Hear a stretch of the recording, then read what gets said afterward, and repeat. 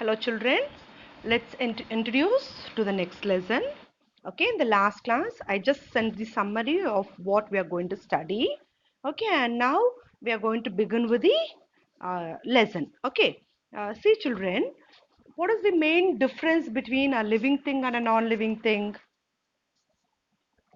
We can find so many difference. For example, they walk, they move. A non-living thing will not move. They respire. The non-living thing will not respire. They what to tell, they produce their young one, but non-living thing cannot produce their young one. Okay, so many differences. They grow. Non-living thing cannot grow. So there are so many differences are there in between a living thing and a non-living thing. Okay, and the difference between the living thing and the non-living thing, it is highlighted only because of something which is present in the living thing. Okay, that is nothing but the cell. Okay, and now we are going to see who invented this cell. Okay, discovery of cell. Okay, there was a scientist by the name Robert Hooke in the year 1665. Okay, there was a scientist by the name Robert Hooke in the year 1665. When he was working in his laboratory, he unfortunately took a slice of the cork.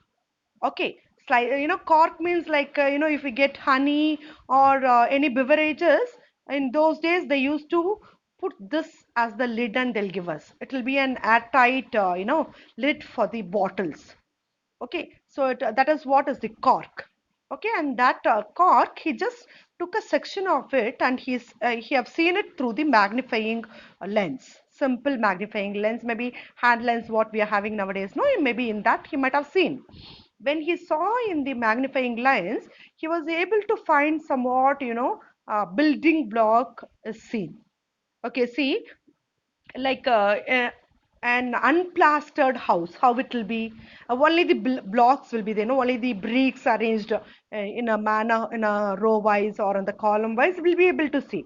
Like that, he was able to find only the outline of something he was able to see, and he named it as cell. Okay, but practically speaking, that was not a living cell. The bark, it is the dead cell. Okay, so from the dead object itself, he was able to find somewhat rectangle like shape, like honeycomb like shape. He was able to see in one above the other and all, and he named it as cell. Okay, and those days scientists came to one conclusion. So the living cells are their living things are made up of cell. Okay, and then let's see what and all is there in the cell. Okay, what are the parts of the cell? If like when you come back to the school, I'll show you, I'll take you to the lab and I'll show you the cell in the onion peel. Okay, when mummy peels the onion, you'll find somewhat white color layer, no, in the lower region. It may get stuck to our teeth and all. That's nothing but the peel. Okay, when we take a peel of it and put some, what is that, phenolphthalein, is a dye. If we just put a drop of it, we'll be able to find a very beautiful cell on it. Okay, see in your content book also it is given. Like that easily we can see somewhat maroon color, the brick-like structure being arranged one above the other. So what does a cell mean? Cell is the basic structure of any living organism. Okay, any living organism, either plant or animal. Okay, maybe a virus or a protozoan, maybe a bacteria or a plant cell. Anything it is made up of, any living being is made up of a basic unit called as the cell. So what is a cell? Cell is the structural and functional unit of living organism. Okay, and it is similar to the building blocks. Okay, it is similar to the building blocks or the bricks arranged in a building one above the other.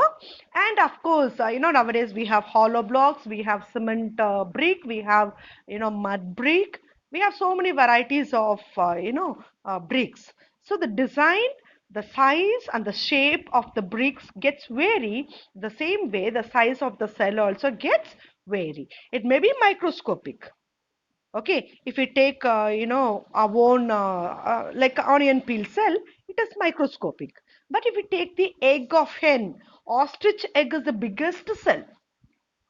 Okay, so some cells are visible to our eye and some cells are not visible to our eye. So the size keeps varying, and the same way shape also.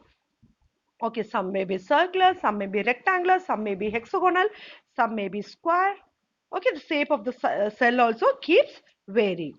Okay, so the cell keeps varying in their shape and their size. Okay, and all our living world, it's made up of cell. Each cell differ from one another. Okay, they may be long in shape, long, they may be short. They may be rod shape. They may be a circular shape. Okay, so it keeps varying. Okay, and a few cells are visible to our naked eye and few cells are not visible to our naked eye. Okay, if any living organism made up of single cell, then it is called as unicellular organism. Okay, when we there are organism. If you take amoeba, okay, if you take paramecium, if you take plasmodium, we studied no paramecium, plasmodium and all, like plasmodium, it is a microbe which causes malarial fever. Okay, if you take what is that, any other unicellular organism, amoeba, uh, entamoeba histolytica is a microbe which causes dysentery. They are all microscopic. Okay, and these organisms is made up of single cells, so they are unicellular organism. But if you take other organism like you and me, we are all multicellular organisms. So the number of cells present in a living organism keeps varying, size keeps varying, shapes keeps varying, and the number also will keep varying. Is that clear, children? So in this class we just got introduced to the discovery of cell and just the definition of the cell, and we came to know the size, shape and the number of the cells. Number of cell in a living organism keeps varying, it's not uniform. Is that clear, children? Okay, bye.